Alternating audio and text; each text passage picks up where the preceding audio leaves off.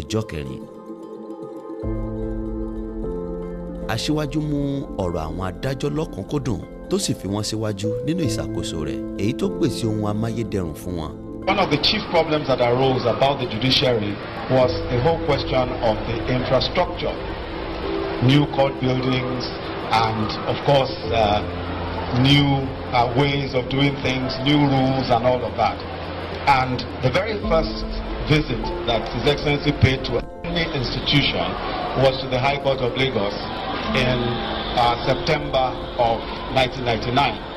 And I recall that on that occasion, when he went round the courts, he was so surprised to see the state of disrepair of the courts that he asked whether this was the same court where the Chief Rotimi Williamson and co practiced their law. And I said, yes, it's the very same court where they practice their law, and I was really shocked and surprised.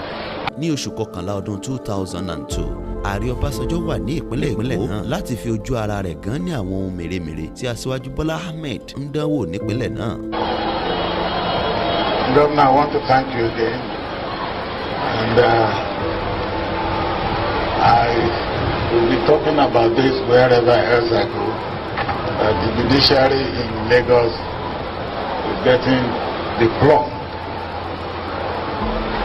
Abi?